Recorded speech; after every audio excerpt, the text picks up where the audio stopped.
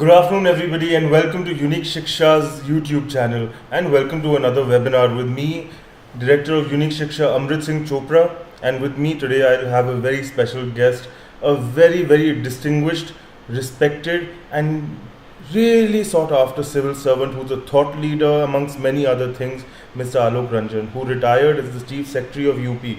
So very soon I'll be welcoming him into the session. But before we welcome him, let's talk a little bit. Let's discuss what's going on. Let's talk about how you're all doing, how you're dealing with Corona. Firstly, I hope you've all been safe. If not, I hope you've recovered well. And I hope and I really suggest that all of you and your families continue to be safe, because this is not over. And the only way this will get over is if we are going to be strong and we're going to be good. So let's get started with today's session. I'm very excited today. I'm very excited today. And I hope you are as well.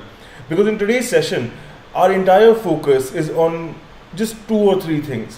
One, to help you realize and understand what is it that you need to do. Just those 1 or 2 small little things that can make a huge difference in your preparation. Besides that, we're also going to be talking about life of an IAS aspirant, what all they go through, what they have to do, and so on and so forth. And also, most importantly, we're going to be talking with sir about life of an IAS officer. Because at the end of the day, this examination is a gateway to what? Is a gateway to a job. Which job? Not just any job. One of the best jobs our country has to offer. Which job is that? The civil services. Within the civil services, the most sought after one is what? IAS, the Indian Administrative Services, of which sir was an officer. And I am pretty sure many of you want to be IAS officers over here. So tell me in the comments. I can see the comments in front of me. So yes. So Kish is asking, is this session going to be interactive? Of course, it's going to be very interactive. We're going to discuss a lot of things today, and we're all going to participate. So first, I'll talk to you more about who you are. I want to understand that. So tell me something. Now, first, put it in the comments box and tell me which is the service that you want. You want to be in IAS, you want to be in IPS, you want to be in IFS, or whatever service it is that you are wanting most. So tell me in the comments box, what do you want to be? Will you be in IAS, IPS, IFS, or something else? Tell us in the comments box. I'm waiting for your answers. Let's put them there. Wonderful. So, let's start moving forward a little bit. We have a poll over here about what do you need to crack UPSC. Because that's what you want to do, right?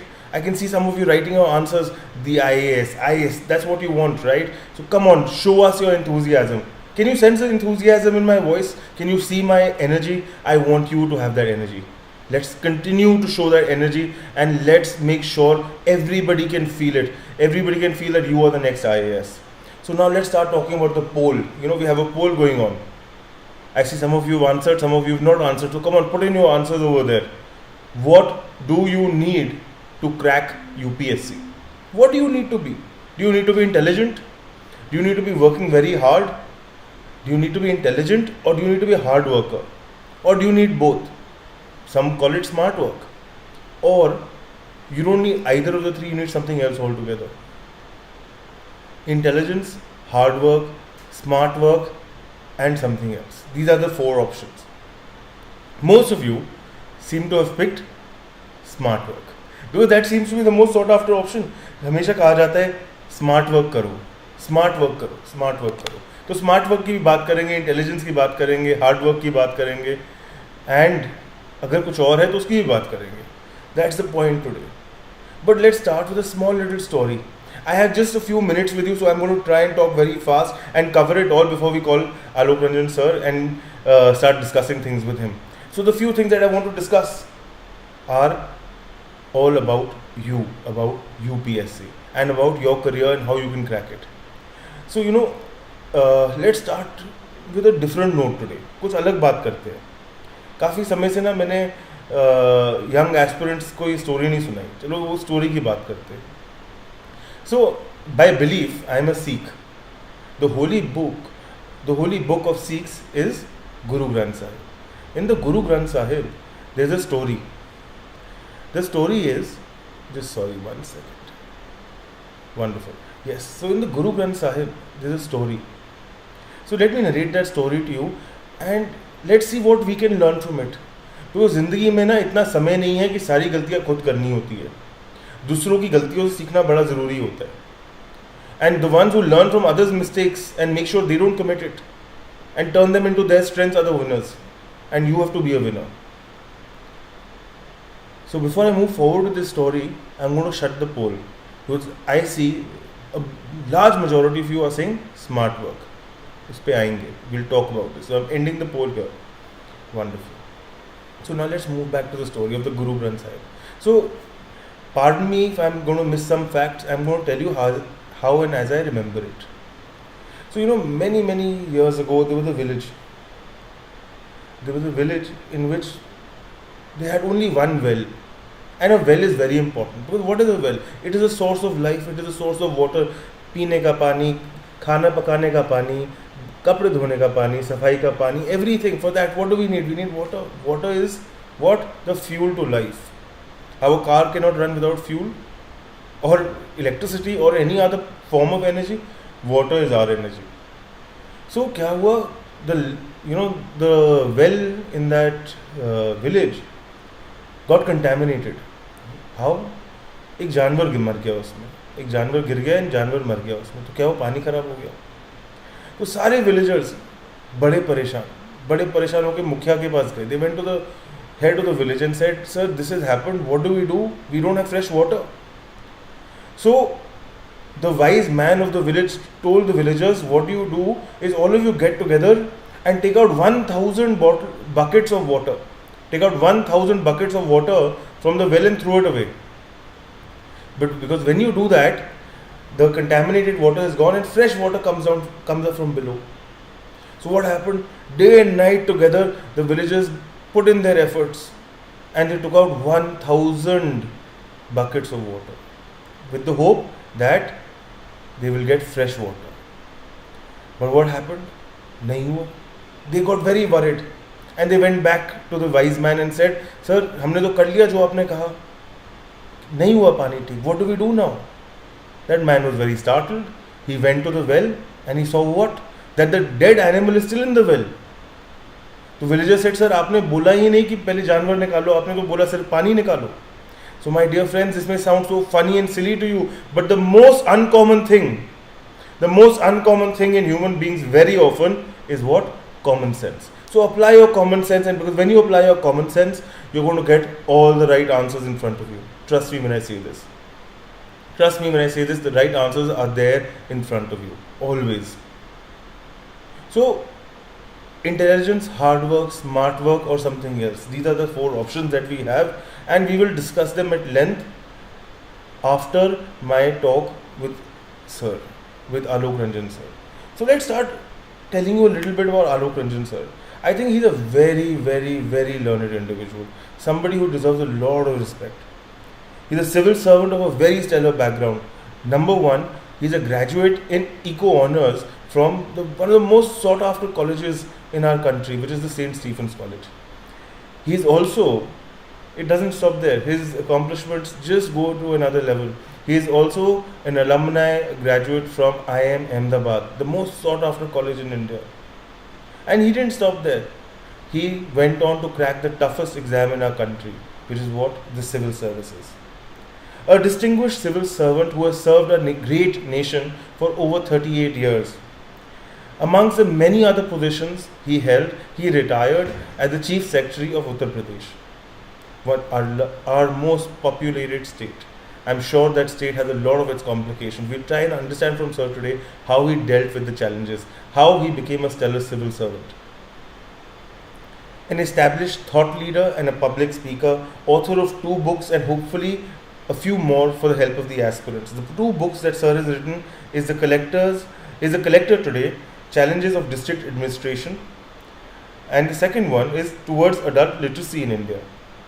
The list of his achievements are very long, and it will take several minutes for me to list them out and tell you more about it. But you can read more about sir, just Google him, and there's a Wikipedia page where you can see all about his life and his accomplishments.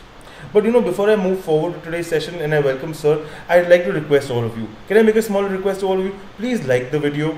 Please subscribe to our channel and press the bell icon, because only when you do that you don't miss future sessions. By the way, Another incentive for you to not miss future sessions is that every 7 days of the week, each day of the 7 days of the week, we have some special content coming out for you. Every Monday, we have something called the concept series, where we're going to pick up the entire syllabus one by one, where we will explain the entire timeline or all the topics within that topic, and also explain the key definition and the concepts behind it. This way, you're going to be able to get yourself concept clarity, and this will also help with revision later. So please do see this video every Monday. Every Tuesday, we have a IAS Prelims Challenge question, where we are posing questions which are of varied natures from current affairs and concepts, so that you can keep practicing. On Wednesday, we have the most special video, which is 570 plus marks challenge in GS mains. That is what you need, by the way, my friends, to crack this exam. 570 plus challenge. In this, what we are going to be doing and what we are going to be focused on is how you're going to approach a question. UPSC is not about what is the concept, it's about what, when, why, where, how, when, so many other things. We'll talk about that also, by the way, today. What, when, how, where, when, how, all of that we're going to talk about it and how it comes into play. Because UPSC is not about knowledge. It's not only about knowledge, it is about application of knowledge and analysis. What is that application? What is that analysis? We'll talk about that as well. Every Thursday, we have something called Advice Corner, where we will be taking on the most spoken about, the most confusing parts about UPSC, and we'll be breaking the myths, and we'll be telling you about the various strategies you can adopt to make sure you don't get stuck in those ways. Every Friday, we have something very, very helpful, which is the core learning series. In the core learning series, what we'll be doing is that we pick up previous year papers one by one, and we've broken them down into subject and topics. So for example, Indus Valley Civilization. So we pick up all the previous year questions that have come up prelims and mains, and we start solving them one by one and teach you the concepts behind it. So what happens, you cover your entire GS with us through this video series, by the way, one by one, through UPSC's eyes. How UPSC asks questions, we'll be answering them and teaching the concept behind it. So please do see it. Every Saturday, we highlight stellar civil servants. We tell you about their accomplishments and their stories and why they are stellar. Do see that. And every Sunday, we break a UPSC myth. So it's all about that. So please see all 7 days and subscribe to the channel, like the video, and press the bell icon. So now, without further ado, I'm going to welcome the guest of honor for today, Mr. Alok Ranjan.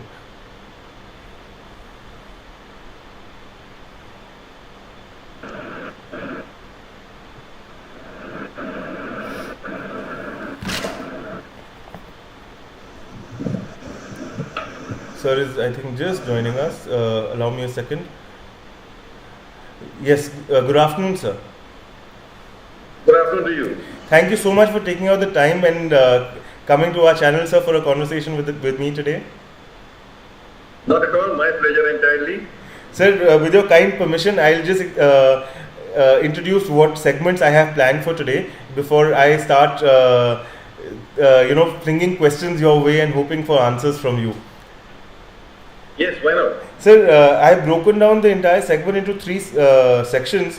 The first part about life of an IAS officer, that's your life, which we'd love to know more about today, your background, your time in the service, and of course post-service as well.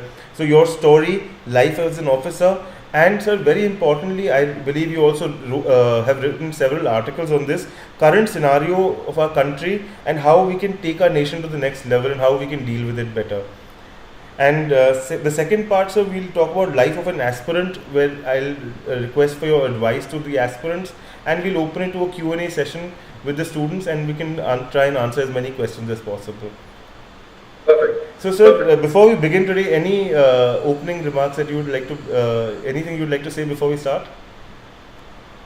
Well, let me say I'm very happy to be here with you all today on this unique Shiksha platform and interacting with a lot of people who are either civil servants or civil servant aspirants, or they're interested in the subject of relating to the development of the country. So it's a very kind of an audience, and I'm very happy to be here to be able to interact with them, to talk to them, and I think it will be a great experience for all of us. Thank you. Thank you so much, sir. Thank you so much. Sir, my first question to you today, as in you're somebody who has really accomplished a lot in their life, and especially even before you became a civil servant, you had accomplished so much. So from St. Stephen's to IIM to a civil servant, as in what, why, how, as in so many questions come to my mind about your journey. So could you just tell us a little more about that, please? Yeah. I think that's a very interesting journey, and that's a question I've been asked quite often. Yes. One thing I would say was that I come from a government service background. My father was in the Indian Forest Service. So there was always this kind of feeling in our house that one should go into government service. Okay. And in particular, my father was very keen that I should join the IAS or become an IAS officer. Right. Now that was one told us all about what are the what all is involved in being an IAS officer, what are the challenges and what are the so-called perks and what are the status you get in society. Everything he used to brief us. So this was there in our mind. And but after I had done my BA Honours Economics from St. Stephen's, that was the year 1974. At that time there was a lot of craze. It is still there. The craze is still there for management education, in particular the IIMs. Yes. And almost everybody in our class was writing the IIM examination. So it was the kind of thing that everybody was writing the examination. So at that time, without thinking twice about it, I also sat down and wrote the examination for IIM Ahmedabad and was lucky enough to have been selected for IIM. Once I joined the IIM, then the question came up whether I will now go into the private sector or will I continue with my ambition in the IAS. And I remember there was some resentment in my household also. My father was not very keen that I should go into management. But then I said, no, I've got this very prestigious thing and I'll go into it. And I went into it. And after 2 years, as it always happens from IIM, you get a campus placement. I got a campus placement. I joined Hawkins Pressure Cookers in Bombay. Okay. And in the marketing side, regional marketing manager in Mumbai. I joined them there. And I started my career in the private sector. But slowly, within a couple of months itself, something started, bothering me. I just started feeling that this is not what I want to be. I want to be something different. I don't know what was the reason. Maybe it was my background. Maybe what all had been instilled in me right from my early childhood. Whatever it was, somehow I did not feel quite satisfied with what I was doing. And I wanted to do something different. And that different was, I started realizing that I will get an opportunity to do if I joined the civil service, or in particular the IAS, where I'm not saying that others do not contribute to the development of the society. Everybody contributes. Anybody, even the wealth creators contribute, the business people who create wealth.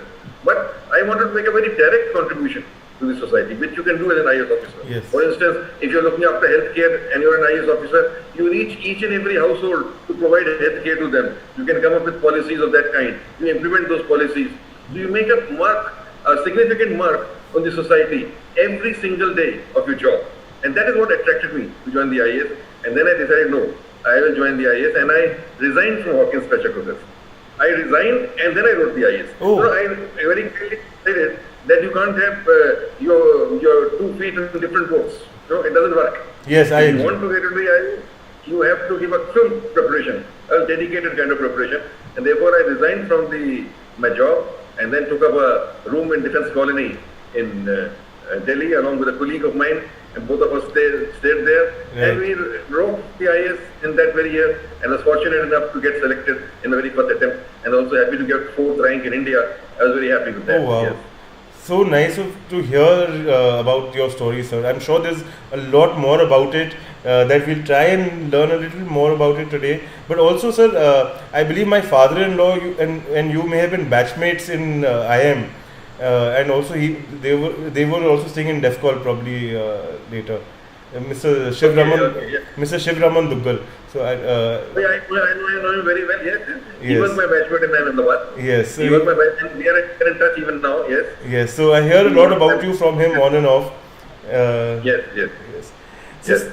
So sir, talking of your time of preparation, which is of course very long back now, but what was the biggest challenge that you faced while preparing for the exam, and how did you overcome that? You see, the first thing, as I said, was to take a decision whether to continue with the job or to give up the job and prepare full time. That was not a very difficult decision because I realized straight away that this examination needs tremendous amount of preparation. And for that, you can't just say you work from 10 to 6 in the office or 10 to 7 in the office and then come back and prepare 2-3 hours in the night. That's not going to help. So that was the first challenge, and we decided to take that, I and my colleague, both of us. My colleague was Javed Usmani. He was also from Ahmedabad. Yes. So both of us were together, and both of us, we resigned. He was with Mathura Ports, and I was with Hawkins Pressure Cooker. And both of us resigned, and we took up a flat in Defence Colony to start working for the examination. So the first question came, that was the old pattern at that time. I don't know Yes. if you remember, Yes, sir. or many of the people who have joined this webinar are aware of the earlier pattern, where we used to have 3 compulsory papers. That was essay, general English, and general studies. And then there were 5 optional papers. Yes. 3 lower optionals and 2 higher optionals, which we had to take. And for IAS and foreign service, you had to go for the 3 lowers as well as 2 highers. For IPS, it was only 2 lowers. And for central services, it was 3 lowers.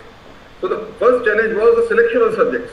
Because, I had done BA Honours in Economics from St. Stephen's College, Delhi. Yes, sir. Then I had done my MBA from Ahmedabad. Yes. But that management as a subject was not available there, nor was I very keen to take up management as a subject in a civil service. So I had first challenge was, what subjects should I choose? You have to choose 5 subjects. Not a question of choosing one optional as Yes. you have today. Which in today's time is so daunting for the aspirants. They're like, एक option कैसे choose करे? You had to choose 5. Imagine trying to choose 5 optionals, so we then started thinking how to choose, how to go about it. Yes. One thing was, of course, some area where we have interest in the subject. That was very vital.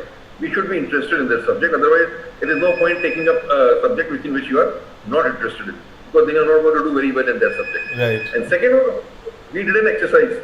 At that time, and I think even now they do it, at that time UPSC used to publish a list of marks scored by students who qualified in various optional papers and others. So we went through the couple of years before that, the marks obtained by students. And from that basis, we started seeing which papers are scoring and which are not so scoring. Yes. So that gave us an idea also that as how to go about selecting the papers. And third was where the 3 lowers and 2 higher papers, there must be some commonality in the course content where one kind of preparation can help in Right, so there can be an overlap. So these were the Minimal effort. Yeah, Yes. overlap is there. So that was the kind of criteria we kept in mind, and then we went ahead. So that was the biggest challenge, was to select the right subjects. And then the second biggest challenge was many of the subjects were new to us. For instance, I selected international law. Never in my life had I studied law. I had no idea of law at all. So we selected international law because it was seen to be a scoring subject. The second was I took up history. I was student of economics and management. I took up European history. European history lower paper, European history higher paper. Then I took political science, this public administration and political organization in the higher paper. And economics I took as a lower paper. Right. This was the choice I had. In economics I had studied in BA Honours. Yes. But the rest, all the 4 papers were new for me. Right. So the next biggest challenge was that to prepare these new papers. And for that, to get the study material, to get the books for that, we did about a very short course we did with the Rao's IAS coaching at that time in Haley Road, Delhi. That was about 1 month or a little more than a month, but not more than that. The rest we prepared on our own from the books to prepare, and the timing was such that we started preparation in the month of March. That was March 1977, and the examination was in the end of October 1977. So that was the time limit we had, say about 7 months or so, in which to prepare. So we had to first read up, understand the subject, make notes, and then start preparing from the examination point of view to answer the questions in the examination. Because that was very important also, that how you answer the question in the examination. So that was the biggest challenge, selecting the optionals, preparing the optionals on time, and getting exam ready for those optionals. That was really indeed a big challenge.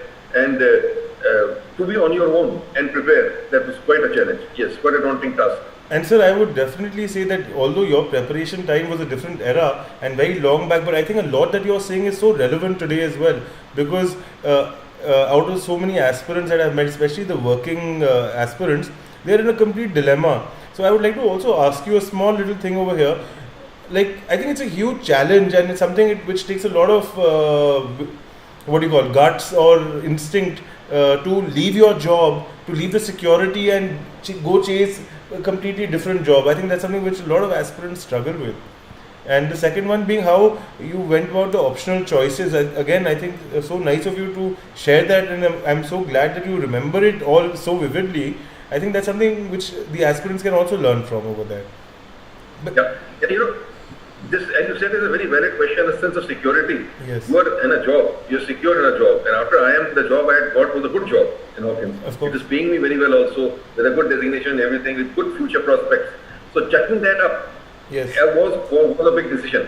And many people whom I talked to at that time advised me against it. Even my own father, who was very keen that I should join the IAS, was a little worried. At that time that you're leaving a job and then doing it, it's rather risky. Can you not manage both? I said, no, I cannot. It has to be one or the other. Yes. And I remember my father then took the advice of a senior ICS officer who was well known to him. Right. And that ICS officer in front of me, he gave, what advice he gave? He said a bird in hand is greater than two in the bush. Meaning Yes. thereby, he did not want me to leave my job. Yes. He said, no, this is something that you have in hand. Why are you going for two in the bush? What the Yes. bird is in your hand, you go for that. But then I was very clear in my mind that it has to be either you have full-fledged effort or nothing at all. Yes. And I made up my mind that I will give one solid effort, and maybe I should get through my first. I wanted to get through my first attempt only, and then maybe if I don't get through by any chance, I'll come back. I had options over. I'll come back to the private sector. Maybe I'll lose about a year or so. Maybe I'll have some difficulty now in getting a job because it's not through the campus placement. And next option in my mind was, if nothing else works out, then I'll go into academics. What else to do? I was very keen on reading and writing and studying. So I Right. said, go into academics. Right. But the first thing was that I was determined that it has to be a full-fledged attempt, and I was confident that if I put in all my energies, then I should be able to make it in the first attempt. And with the grace of God, I could do it. So that was there. So definitely, as you're saying, the sense of insecurity was there in the minds of everybody, but somehow that inner desire was so much, and the passion inside was so much that the inner confidence came up. That no, you have to do it, and it can be done. And that was the feeling in the mind. Never for once, in fact, surprisingly, did I think that it is not possible. I thought it is possible, and I will be able to make it. That was there in my mind. Amazing. So aspirants, you should really see this, that his clarity about how you just decide, sir, I want to do this, I want to get into the services, no other distraction, I'm going to be putting in all my energy there. And especially with your background, with what all you would achieved, I think even in the corporate side, you would have achieved greatness, as in you would have been in the highest positions possible. So to give all of that up and to focus correctly on what you wanted to achieve, I think is our country's gain more than anything else. Thank you. I think it was just the clarity of thought that is very important. Yes. For all the aspirants, I like to say that their thinking should be very clear, whether they want to join the service or they don't. There Yes. should not be any halfway measure. If they want to join, give some complete dedicated efforts, and you can make it. Otherwise, if you say that I'll do my job, then you're not being, and work for the IAS also prepared, then you're not being, honest to both. Yes. You cannot do your job properly also, and you cannot do your preparation properly also. Yes, I agree. And also I'll add over there, sir, in today's time they have to beat roughly 10 lakh odd people. I say beat because it's a competitive exam to get into the service. So one has to always know that the other person is putting in the miles, so I must as well. You have to be better than the other person. It is not just a question of getting so many marks. You have to get more marks than the other person. Yes, That's so important. yes, exactly. The other person is not a fool. Exactly. Even if you say that, okay, 10 lakh is a figure that not everybody prepares seriously, even at that time we used to say that not everybody prepares seriously, still, at least there are 15,000-20,000 students who are quite good. Exactly, Who are I agree. academically I who prepare hard also. And so even to get into the top 100 amongst those 15,000-20,000 people who are quite good and academically bright and who work hard also Yes. is quite a challenge. Yes, sir. I totally agree. And in today's context, roughly from about 10 lakh odd people who fill up the form to get into the mains after giving the prelims, which are only 15,000 people from the 10 lakhs, is a huge challenge. And then from 15,000 to get into a selected list of about 800 to 750 to 900 students and then crack the top 100, I think it's amazing. But sir, another question that I'd like to ask you, I think I've been asked this a lot of times. During my during my seminars pre-corona times in Delhi University, and you're the right person to answer this, sir. That the transition and the difference between the corporate side and civil services, because I think that's a dilemma a lot of college students have.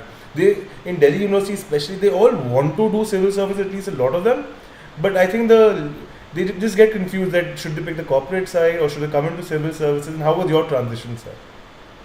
It's like this, Actually, as I said, that clarity of thought is very important about what you want in life. That will help you in making a decision whether you go into the civil service or you continue with a corporate career. Look, let me make it very clear to all the people who are listening today that it's very clear. If you enter the civil service or the IAS, one thing is that you will get a lot of power, a lot of status, and you will be in a position to make a difference to the society in big ways. And that public service delivery, it can give you a lot of sense of satisfaction that you've done a lot for the society. If this is your goal, if this is there in your mind, then civil service is the option. But and there's nothing wrong with it. Many people want a lot of money in life also. They want to have a very comfortable existence, happy life in that way, where they have a lot of cash flow available with them. If that is the motive, then yes, you should move towards the corporate sector, because that you don't get in government. You're not going to get in government or civil service. Money is one thing which, or cash flow, will be a constant constraint. That will not come to you. Authority will come, status will come, some perquisites will come, and the capacity to do a lot of work will come, the potential to do a lot of work will come, but not money. Well, corporate sector also gives you a lot of potential to do a lot of work. You can rise up in the organization, you can do tremendous amount of things, and you get money also along with it. So here is the trade-off between whether you want this kind of a life or that kind of life, which will give you more satisfaction. I think it's a question which only an individual can answer for himself. He must sit down and meditate, as I must say, think about it, and say what matters more for me in life. Never make a decision on any wrong notion. I always tell my people. Some people join the IAS or try to prepare for the IAS civil service, some very wrong notions in mind. Some people come only thinking that there is a lot of power and there's a red light, beacon light on my car and there's a police escort vehicle and people saluting me and everybody bowing down before me and I'll be in a position to say no to anything, to meeting anybody, sitting in the office like a monarch or a king. If that is the thing in your mind, no, that is not the right approach. That is not the motivation with which you should come into the civil service. Somewhere the motivation has to be that you want to serve the society in a significant manner. You want to make a difference to what is happening in the society. Like you see so many things happening individually, say, this is not right, that is not right, or these roads are not being constructed properly, these buildings are shabby, or this, agriculture suffering, nobody is doing anything about agriculture. We keep saying all these things. Everybody talks about, every intellectual or intelligent man talks. IAS or civil service gives you the opportunity to actually do it. Okay, if there's something wrong with agriculture, your post in agriculture department, come out with policy framework, do something to improve the scenario. And if you can improve the lot of the farmer, what a significant contribution you can make to the society in this manner. So you must live for this motivation if you want to join the IAS. If you have this motivation, then go for the civil service of the IAS. If you don't have this motivation, if you're only looking for power, or some people surprisingly are a little candid, some people have even other ulterior motives. They think that this kind of power can, give me so much other things also. Please don't think of the civil service then. There is absolutely wrong motive, absolutely wrong motion to think of getting into the civil service. That way you can always become a businessman or an entrepreneur or go into the corporate sector. Equally good careers, nothing wrong with it. You can do very well there. You can rise to the top. You can do significant work. But thank you for highlighting that, sir. And this is something I also tell aspirants all the time, that if you want to make a change with our country, if you think our country needs to be better, because as you very rightly said, when we're traveling on the streets, when we're going in the car, we see this or we see that, and it's only a civil servant who's the functionary and the functioning arm of the government and the constitution that can make a change. And thank you for highlighting that, sir. And also, another retired civil servant, he also happens to be an author of ours, Mr. Swaroop. I don't know whether you would know him, sir. So I was just reading. I know him. Yes, I read his books also. Oh, yeah. Oh, wonderful, sir. So I was reading. Okay, wonderful. He's my colleague from Kolkata, yes. So he had written something called something about what Chanakya did not say. He said, if you want to be a revolutionary, pick up a jhadu, but if you want to be a functionary, then you join the services. So I think something on those lines, I think that also completely goes in sync with what you were saying, sir. Yes. Yes. Yes, so he has also written the same thing. His book, Not Just Being a Civil Servant. Yes. He does the same thing. Yes. That being a civil servant is not just being in the service just for the sake of all the perquisites and power and everything, but for a desire to do something for the society, to affect the life of the people, make a difference to the quality of the life of the people. That's important. And I think another something which I really think value in the civil services is that a civil servant does not need to worry about the next position or the next promotion. They can just focus on their work. Whereas on the corporate side, you got to do a lot of things to ensure you get your promotions and your rise. So I think the security is there as a civil servant, which is something which the aspirant should definitely consider. There's a very interesting point you raised, and there are both connotations to this, the positive and the negative both. Yes. The positive is what you said is that yes, in civil service there is security. Yes. And in the private sector there is not so much security because there you are evaluated on your performance continuously, and one fine morning you can be asked to leave also if they don't agree with the way you are performing. Okay, so that doesn't happen in government or civil service. At best it can happen is you are transferred from one job to another. Yes. But you are not thrown out of the job unless you do something which is drastically wrong. Yes. You are not going to be thrown out of the job. Yes. So that is there, but then there is another aspect, as I said, connotation towards this. Another connotation towards this is that the people should not feel that civil service, you should go for civil service only because of this reason, because this can make you feel that you don't have to perform. That's not right. Yes. In civil service also you have to perform. Yes. You have to do well. Yes. You have to really excel at your job. Yes, you can just focus on your work. Yes. Yeah, I agree that the promotions in government are not like private sector. In private sector, your seniority will not make a difference. Yes. Your performance will make a difference. Yes. Whereas in here, seniority does make a big difference. Yes. First comes seniority, then comes performance. Yes. So in many of our top positions, it is seniority come merit, which is the criteria for selection. Yes. But still, and many people, there's also true that many civil servants reach the top who have not really done great amount of work also.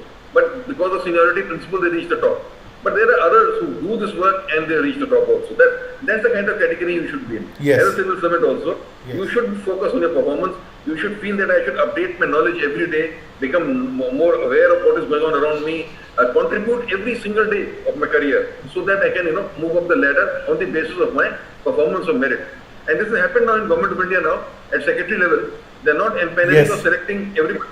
Only Yes. 30% of the batch is getting empaneled. Only 30%. Yes. So there is a merit criteria slowly coming into the civil service also in a big way.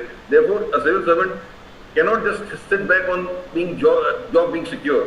Yes. He has to perform. It's Yes. important for him. Yes, 100%. I completely agree, sir. And that's exactly what I was also saying, that they must focus. They can just focus on their work and forget the rest, and make a change. Sir, my next question is something on a slightly lighter note, but also something which can be very interesting. What was your favorite and most enjoyable posting, or your most challenging posting, whatever you'd like to share? Your favorite or most challenging, whatever you'd like to share, or both. Well, I'll tell you something very interesting about this. Yes. In the IAS, I'm talking about the IAS in particular because I was in the IAS for 38 years. The most challenging, the most rewarding, and the most interesting posting is that of the district magistrate or collector or deputy commissioner or district officer, whatever name you may call it by, when you are in charge of a district. That by far is the most challenging assignment anywhere. And most IAS officers, they may work anywhere. They may become secretaries to Government of India, hold very powerful positions. They may become finance secretaries, home secretaries, anything in the world. But when you start and talk with them, every one of them, when he reminisces about his career, he starts talking about when I was district magistrate such and such place, when I was collector such and such place. That is a posting everybody remembers all through his life. Because at a very young age, you are commanding a district, Yes. And Yes. you have all the departments work you are coordinating. It's not that you are the boss of every department directly, but you are in charge of everything. Yes. You are in charge of law and order, you are in charge of revenue collection, you are in charge of all development schemes, and so you are coordinating the work of Public Works Department, of Irrigation Department, of Rural Development Department, of the Health Department, of the Education Department, of the Police Department. Everything you are coordinating in one single person. The buck stops at your level. You are the final decision-making authority. There is nobody else. You can't pass on कि भाई किसी और से पूछ ले. No, it is not possible. You can't ask anybody else. You are the person who has to decide. And it gives you so much sense of satisfaction. You are in a district. The moment you do something, you immediately get a response from the people. Yes. If you do something good, people praise you and they come back. If some wrong decision is taken, immediately people react in an adverse manner. And you get to know that things are not worked out. Right. So that kind of, continuous dialogue with the public is there. So that is a very satisfying posting. And I was fortunate in my career to have been district magistrate of 5 districts. Oh. Quite a bit. And even important districts like DM of Agra, DM of Ghaziabad, DM of Allahabad. And when I was DM Allahabad, it was perhaps in population wise one of the biggest districts anywhere. It had a population of 52 lakhs. A 52 lakhs population district. You are the man who's full in charge about it. And the second big posting which I really enjoyed, fully enjoyed, was that of the Chief Secretary of Uttar Pradesh. Right. That was a tremendous experience. You can imagine Uttar Pradesh has a population of 220 million. Yes. And a state of 220 million which is politically very active. Yes. Very caste politics, communal issues. A lot of... It's a complete hotbed. Political Complete hotbed. rivalries, lot of political rivalries, and Yes. a lot of tensions, backwardness, poverty, so many things put in together. Challenging handling the job as the Chief Secretary of Uttar Pradesh, a very complex job, but a very, very interesting job, and I thoroughly enjoyed the job. I could really make a difference in many areas which I felt satisfied about, and I thoroughly enjoyed the job, yes. So talking of areas that you could have made a difference in, what for you is your biggest success or achievement as an officer, sir? In your 38 years of service, what that singular one thing? Okay, let's go to something recent, as I said, when I was Chief Secretary of Uttar Pradesh. Yes, sir. When I became Chief Secretary of Uttar Pradesh, I gave myself 3. The very first day you become Chief Secretary, the media, surrounds you. Yes. Sir, what are your objectives? What are your priorities? What do you Yes. plan to do? And I remember as soon as I took charge and the media came to me, I listed out 3 priorities at that time. One I said is that I will build the Lucknow-Agra Expressway, a 328 kilometer long 6 lane, extendable to 8 lane expressway within, I had 2 years tenure approximately Yes. within my tenure. Second, I said, I'll build the Lucknow Metro. I'll bring the metro to Lucknow, Oh wow. which is another project. And third, I said, the power situation in the state is not good. I'll improve it to that extent that I'll plan to give 24 hours power to the urban areas and 16 hours power to the rural areas. With these three main objectives, I started working. And I was given satisfaction of my life has been as Chief Secretary when within 22 months we constructed the 328-kilometer Lucknow-Agra expressway. Today many of you might be travelling on that expressway, which takes you from Lucknow to Noida within 5.5, 6 hours. It's completely You can do it. changed travel, sir, in North India. That highway, Absolutely. real respect to you for that, sir. As in, I think commendable. Yeah. Sorry to interrupt you, but I had to like really appreciate that and express my gratitude for getting that possible. Yes. Similarly, Metro also we got in 24 months only. That was the fastest ever metro construction. Even Mr. Sridharan, who is the doyen of metro Yes. in India, he commented that it is the fastest, metro construction anywhere in the country, anywhere, which we did that within 24 months. And the third objective of providing power supply also we succeeded in bringing 24 hours power supply to the urban areas and 16 to rural areas.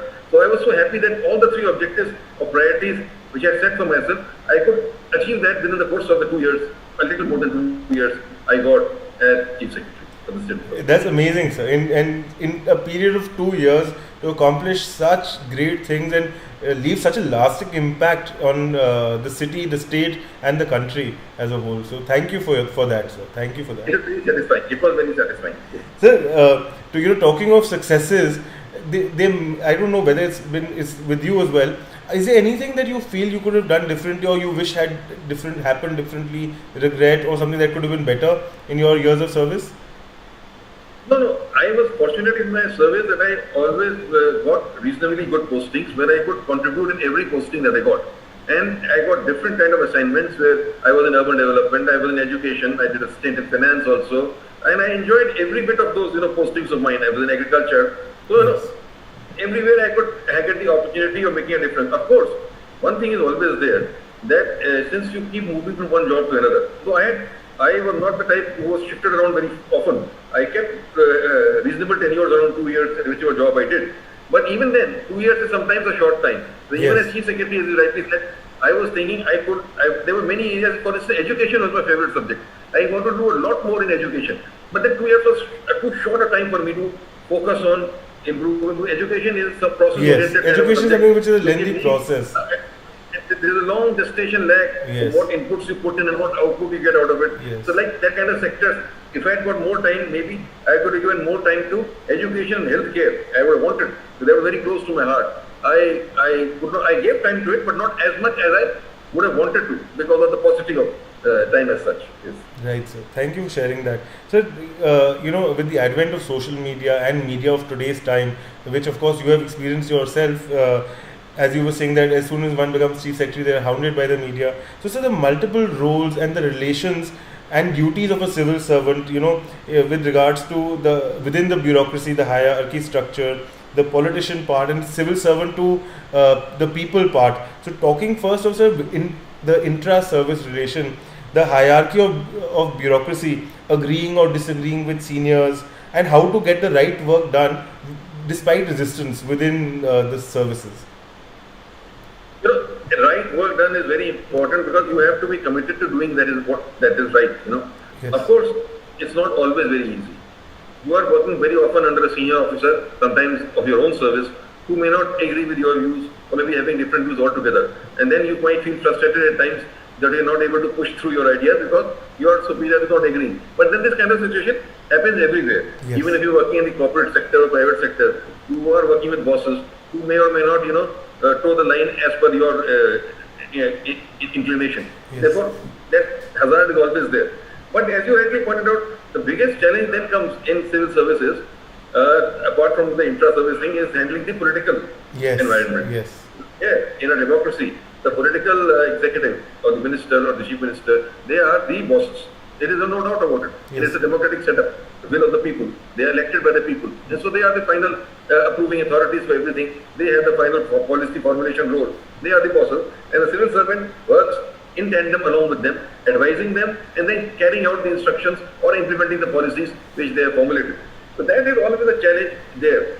that kind of a relationship between a civil servant and a politician is very, very vital and important.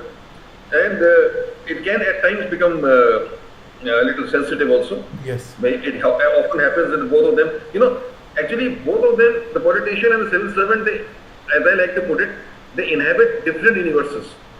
Their whole thinking is different. A politician has to win elections. He comes from a particular background. He is always sitting with the people. He understands the pulse of the people. Let me tell you, let us not say that there is anything wrong with a politician. The politician is a very important person. He is a leader in his own right. Nobody becomes a minister just like that. He has come up from the ranks and he has worked with the people. He has traveled from village to village. He's worked hard and they understand the people much better than the civil servant does. Let me tell you that. Civil servant is more of an officer sitting with his papers, with his data, analyzing. Okay, he also meets people, but not as much as a politician does. The politician understands people much more than a civil servant, but civil servant understands other issues. He understands the rule of law. He understands the working of the constitution. He understands what is the right procedure to do a thing. Yes. He understands how a thing can be done which is as per the law of the country. So there they have to work together. A politician will have to tell you what is the pulse of the people, what do the people want. The civil servant will have to translate into action. For instance, as I mentioned to you about that experience, my chief minister at that time, Mr. Akhilesh Yadav was there, he told me, I want an expressway. I want an expressway linking Lucknow and Agra. Can you do it? I said, yes, I can do it. But next step was all mine. Then the civil servant comes in. All the planning, building a team spirit, motivating and inspiring a team, leading the team, taking the prompt decisions, implementing those decisions, everything becomes that way. So, as you're rightly pointing out, this situation comes.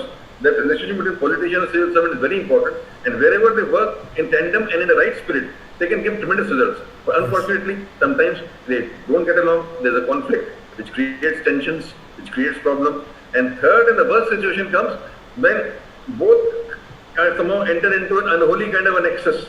And when they both enter into unholy kind of nexus, then they are not doing their work properly, but then they are exploiting the people as such. But ultimately, as you mentioned, people, the relationship of the civil servant is with the people. His responsiveness or accountability is to the people of the country. And that is what is very important and must be kept in mind.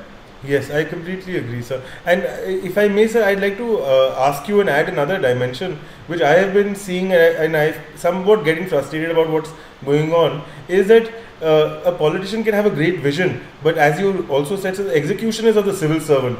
And a lot of things that have been happening of late in our country, there's been some execution mismatch and the delivery mismatch, which has caused economic issues and administrative issues alike. So, what would be your advice to the future civil servants on how to work on that? You're absolutely right. The politician gives the vision.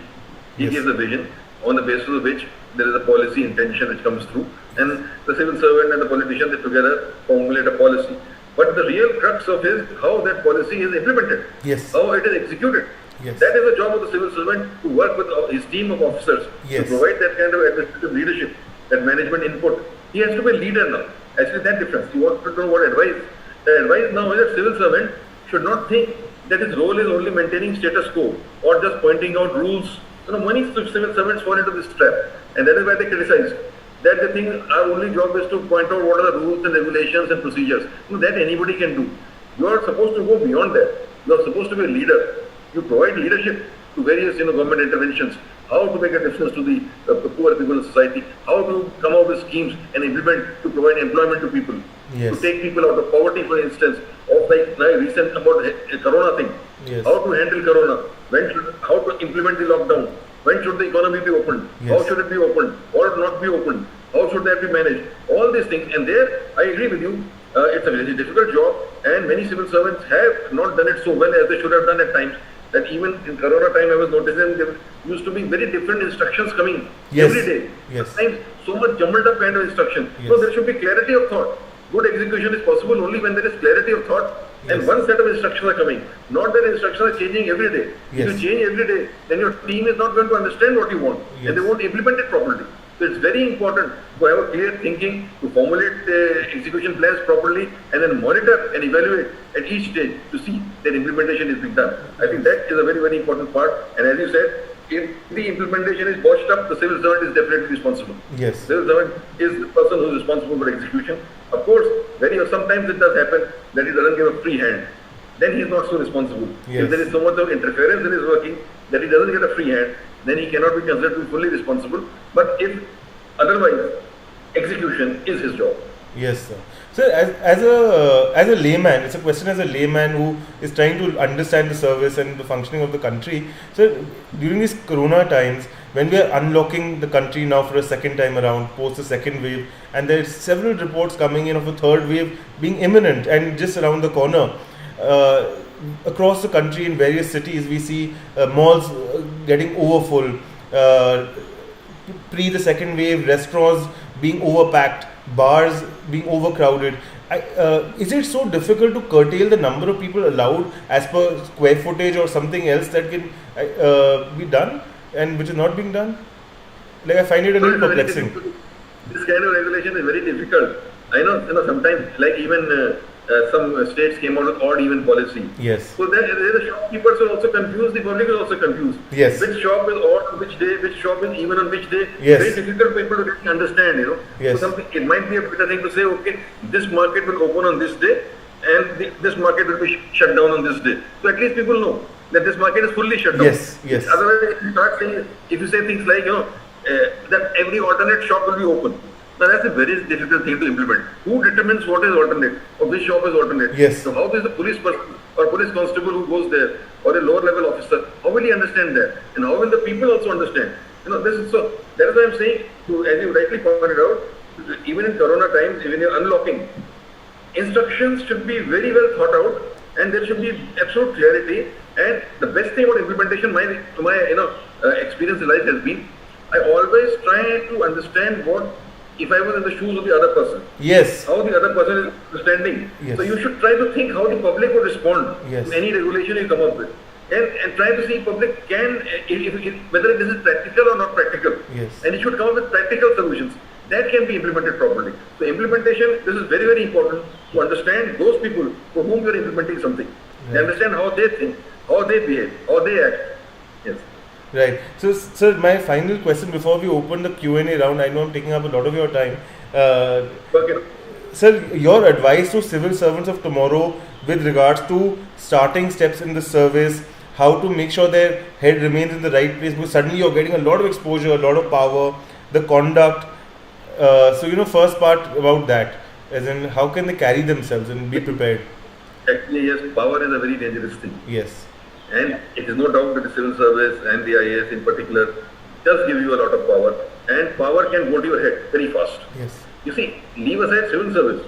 I say that even if we look at the corporate sector, anybody who becomes a boss or attains a senior position, look how his whole mentality or attitude changes.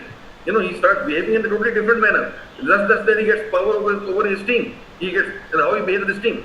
Or even if you go to societies or NGOs, you go there, small in the clubs. People fight for become president of the club or secretary of the club. And once they RWAs. this, how they start behaving and how they start using their power. Yes. Very often they start misusing that power. Yes. So power is something which corrupts, as you say. There is a great tendency to misuse power, and it goes to your head. So the biggest thing you have to do biggest challenge is to keep a level head. That is, you to be away from ego. You have that, and that can happen if you are very clear in your mind that I am not here to be a king. I am not here to be an emperor. I am here as a public servant to do a job, to get work done for the people of this country. That should be a constant refrain in your mind. If that is there constantly in your mind, then this ego and this power will not come, or this power will not go to your head. And okay, there is nothing wrong with perks of power coming to you. If you get a fine office, or you get a official car, or even if you go to a police escort, if it is there with your position, I see nothing wrong with it. Why should you not take it? Yes. But the point is, it should not go to your head. That should become your main motive, and that should not take you away from people. I, for one, let me share with you, was always accessible to people. Even as chief secretary, I used to keep 1 hour of meeting the ordinary people, and that time I had said no pass system in the secretariat. Anybody could enter the security frisking, and you enter, and even the poorest man would come and meet with me for that 1 hour. And about 250 to 300 people met me every day, and I listened to their grievances and passed orders. Similarly, as district magistrate, I used to meet people for 3 to 4 to 5 hours every day. Never shut my door on anybody. And I would never go home till the last man standing outside my office. I've been able to meet with him and listen to his grievance. So that approach is very important. You must realize that the person coming to you, he is not coming to you because you are a king, something, or you are God. He is coming to you because you have been given this power by the state, by the constitution, by the government to do something good and solve his problems. So your job is to listen to him and solve his problem. If you keep this attitude in mind, then power will not go to your head. Otherwise, it is very dangerous. Power can really go to anybody's head and goes very fast, and I've seen it going to people's head, and that is why some IAS officers, behave in a very arrogant manner, which gives a very negative image to the entire service. Yes. The entire service gets a negative image Yes. because some behave very arrogantly. Yes, and sir, only yesterday I was speaking to somebody about you, and I was telling them that, and I can believe every word that you were saying, because I was just telling them that you come across so humble, modest, and you seem to be focused, and I'm sure you've achieved so much, and yet you're humble about it, which is just commendable, sir. So thank you for that. And sir, just one final segment of this question before we'll just take one or two questions from the audience. Sir, your final word of advice. How to be an officer like you, or maybe even better to take the country forward, like how to influence change and make it happen. So your final word of advice. Yeah, the final word of advice is this only, that you should realize that you are being in the IAS or the civil service to make a difference to society, to bring about transformation. That should be in your mind. And so therefore, rules and regulations are there to help you to take the right decision, but rules and regulations should not be there to, say no to everything, be negative in your thinking, or deny people their rights. You should always be positive. First answer is, you should be positive in your approach. The whole attitude should be positive. Any person who comes before you, or any problem which comes before you, your approach should be, how am I going to solve this problem, or how am I going to help this person out? And with that positive intent, you should do your work. That's very important. Second is, you should think of yourself as a leader to put a leadership position, and you should lead your team in that manner. You should not be aggressive or abrasive, but you should be participatory, democratic, listen to everybody. This is the biggest advice I want to give to aspiring civil servants. One quality which civil service, they lack is they don't listen to people. If you don't listen, you're not going to get to know anything. You're going to be insulated from public opinion, and you live in your own ivory tower, and you won't succeed in your job, let me tell you. First thing is to really listen, and listening is different from hearing. Actually listen, actually absorb what the other person is saying, his verbal, non-verbal communication both, and then come up with your response. That kind of a way, if you look at the service, then you can really make an impact, really make a difference, and feel satisfied with what you're doing in your job. So I think that is the kind of feeling which must be inculcated in all civil servants, I think, right from the beginning of their career. That is, with that approach, they should work. Right, sir. Thank you so much, sir. Thank you so much for your time and your gems of advice and sharing your life, just a bit of your life story and your accomplishments with us. It's been very, very enjoyable for me to hear you. So, sir, I'll start with the Q&A round now. So, Seema Rajput asks, how to handle corruption being done by ministers as a civil servant? How do you go about it? Actually, corruption is ministers also are indulging in corruption. Very often, even officers indulge in corruption. It is not something that only they indulge. But the point is, if a minister, as rightly question has been asked, if a minister is corrupt and civil servant is honest, then a conflict situation comes into play. Always comes into play. Yes. Because you are trying to do something right and the minister is not agreeing with what you are. Then what happens very often in IAS and all is you tend to get transferred. You are removed from that post, you sent to some other post. Yes. But that is not the solution really to it. Your job, of course, is that despite the minister being corrupt, you have to continuously say what is right. You do not have to become corrupt to fall on excess with it. You do what is right, and more often than not, if you insist on doing what is right, then the politician, even if he is corrupt, right, this is a very important point I am sharing with you. Even the politician is corrupt, he will not force you to do corruption, or he cannot ask you to do corruption if you have an image of being honest. It is my personal experience of 38 years of service that once your image is there as an upright officer, then even if the politician has different intentions, he does not encroach in your domain or does not try and push you into this kind of area. He then keeps quiet. At best, he will, after suitable time, he may get you transferred from there. But while you are there, he will not force you into corruption. So that is what you can do. Apart from that, of course, now the Lokpal bill is there. The politicians being corrupt, there's kind of complaints which come up.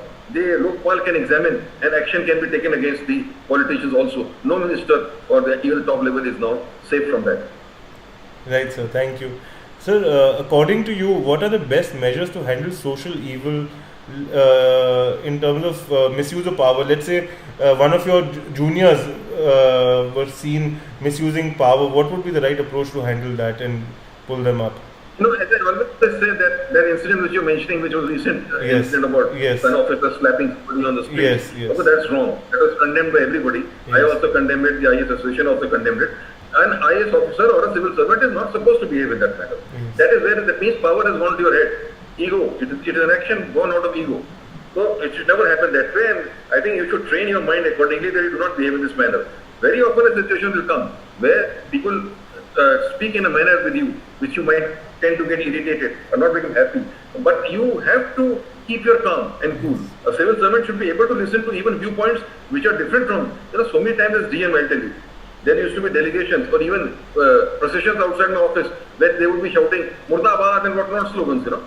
And then I would call them in and talk to them in a pleasant atmosphere. Or in law and order situations, sometimes very often the crowd used to be violent. And you have to face a violent mob which they will not talk to you with respect. They will speak in a very different language. But somehow again you have to, with the force of your personality, try and quieten them down.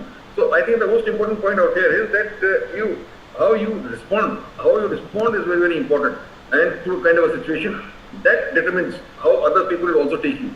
After seeing your response, people will also calm down. They will not be agitated. They will not react in that manner. Once you receive that you're calm, mature, balanced, and fair. Very important word is fairness. Yes. Civil servant and the IAS, if the people perceive you as being fair, then they behave very nicely with you and everything. Yes. But if they feel that you're unfair or they're biased, then that different kind of reactions start coming up. Yes, and these are hallmarks of a true leader, somebody who can lead the people, and the leader has to deal with different situations calmly and take people on board, even if they're from the opposite side. Yes. Yes. So thank you so much for your time, sir. It was really a pleasure to interact with you, and I hope and I really wish to have many such occasions with you in the future as well. We also hope that at some point we'll publish a book for you as well, and have a long relationship, online, offline, and on the personal side, sir.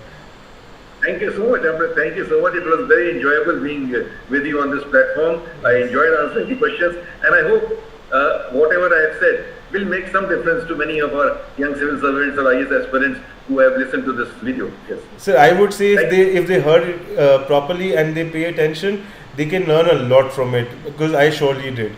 Thank you so much for your time, sir. It was a pleasure speaking to you. Thank you. Thank you. Thank you, sir.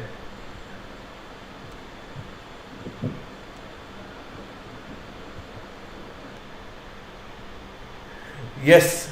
So, what an amazing session. What an amazing session. I really enjoyed my conversation with sir, and I hope you all did as well.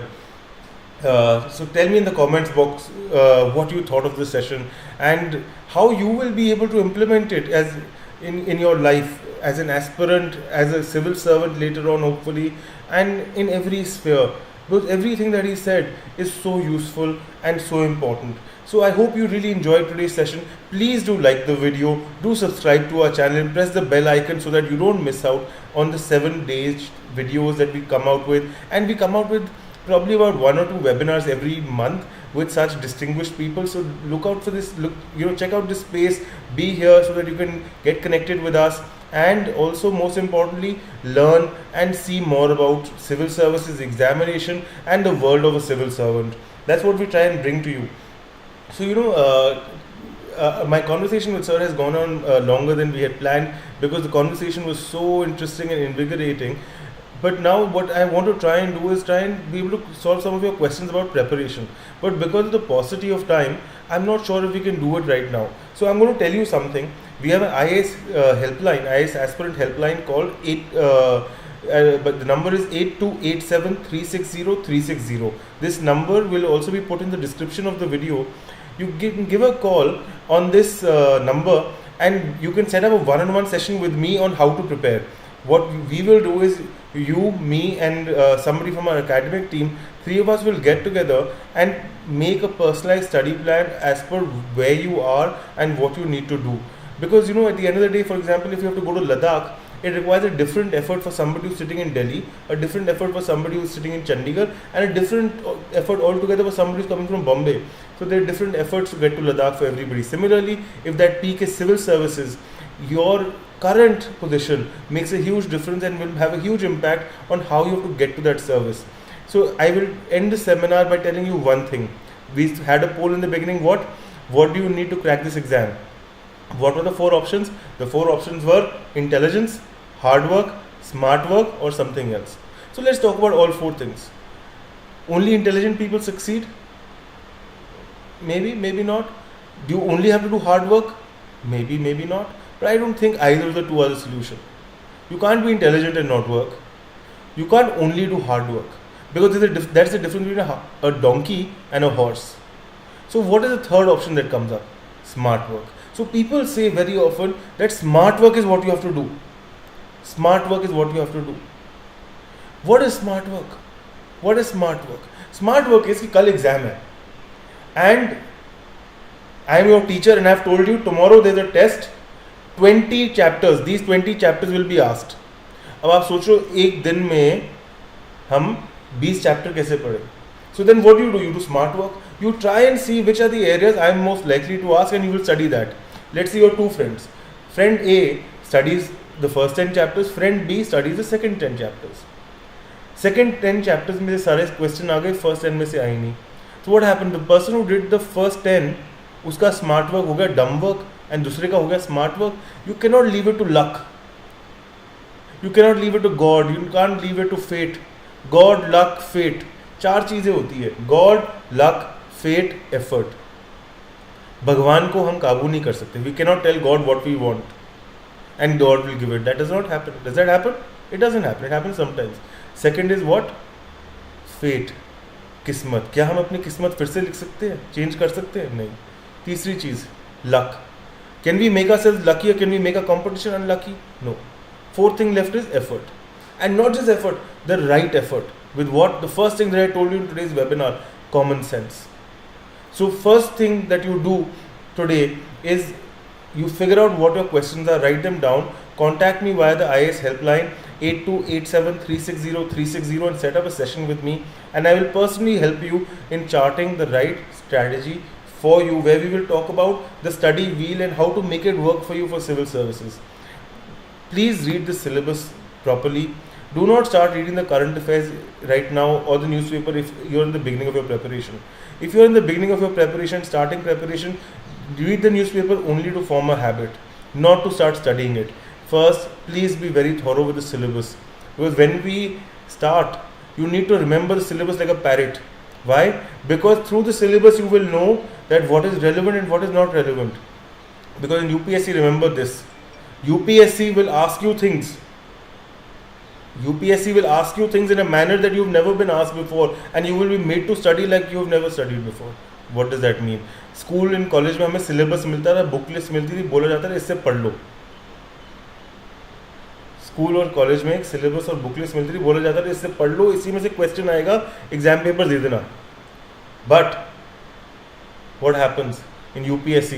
There is a very very ambiguous and brief syllabus and there is no book list. इसलिए लोग कहते हैं that what do people say that UPSC can ask anything under the sun.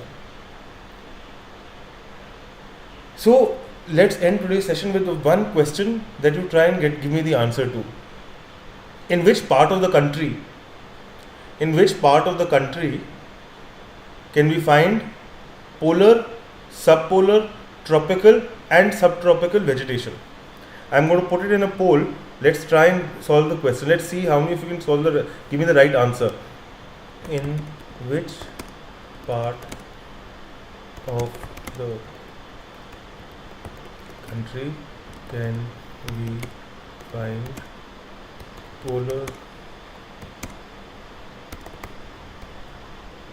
subpolar, tropical and subtropical vegetation?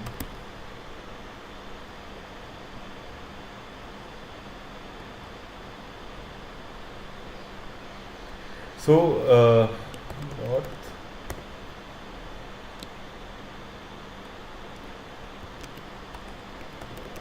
central and south,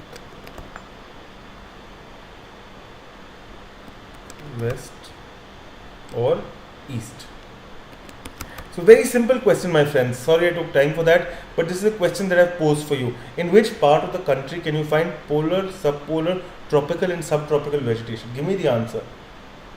मैं वही आपको समझा रहा हूँ. UPSC will ask you questions in a way that you've never been asked before. UPSC will ask you questions in a way that you've never been asked before and also make you answer them incorrectly even though you know the answer. ये है UPSC exam कि इसके लिए तैयारी एकदम अलग तरीके से करनी होती है. So I am seeing some of you start voting. Come on, give me the right answer. North, polar, subpolar, tropical, subtropical. North, central and south, west or east? Come on, let's get some answers quickly.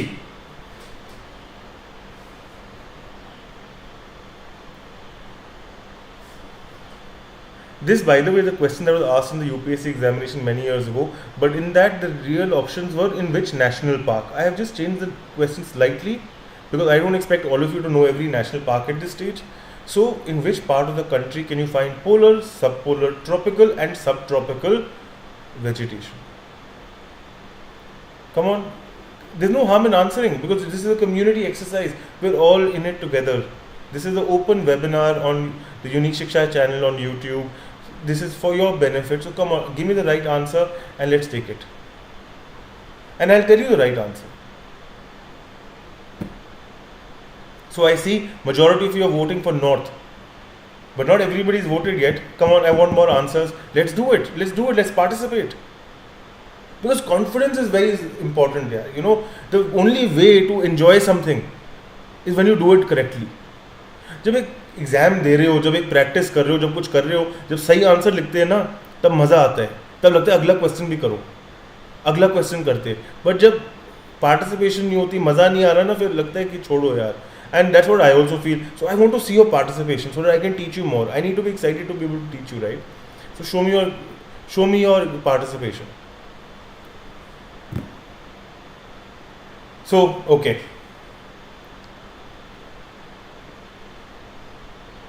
Wonderful. So, majority of you, 50% of you have said North. 19% of you have said Central and South.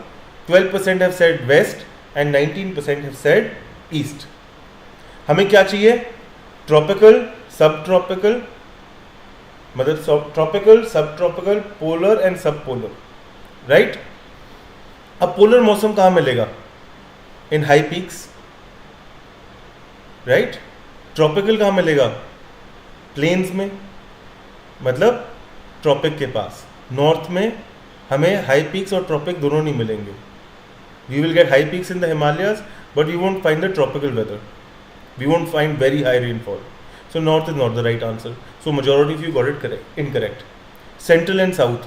So those of you who said Central and South, पहले तो ये बताओ, या फिर बोलो मेरे साथ, बोलना, repeat after me कि तमिलनाडु में, चेन्नई में बर्फ गिरती है.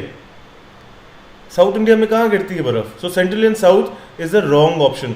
Why did many of you give central and south? Because you thought कि चारों चीज़ें चाहिए बीच में मिल जाएंगी, बट नहीं ना. What do we need high peaks. High peaks West India में है नहीं, तो West India is also the wrong option. The correct answer is east, eastern part of the country. Why? Because in the eastern part of the country we have high peaks. High peak पे क्या मिलेगा? Polar. और नीचे आएंगे क्या मिलेगा? सब polar. Valley के पास क्या मिलेगा?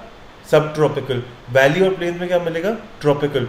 Because in the eastern part of the country we have the Himalayas, because Himalayas go from the north to the east, and we have the tropic which goes from the east to the west towards the central part of the country, which also goes to the eastern part of the country. So the only area where we can find polar, subpolar, tropical and subtropical vegetation is eastern part of India. Did you not know this? You knew this.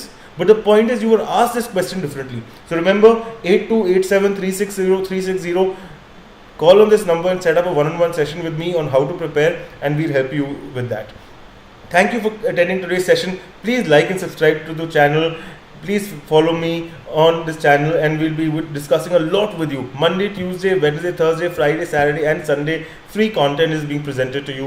New batches, by the way, are starting very soon, for which also you can get details on the same number that I've given, 8287360360. Our course is very, very extensively planned like no other course, and I don't just say this. Come and see it yourself. Talk to our counselors and they'll tell you. So thank you so much. Follow us on YouTube, follow us on Facebook and Instagram to get a lot of content and to keep learning more, and call on 8287360360 to what? To set up a one-on-one session with me on how to prepare so that I can help you more. So with this, I'm going to take your leave. Stay safe, stay home, and please, please, please make sure everybody is double masked. use the sanitizer often, and do not go out unless it's necessary. Take care and have a good day. See you soon.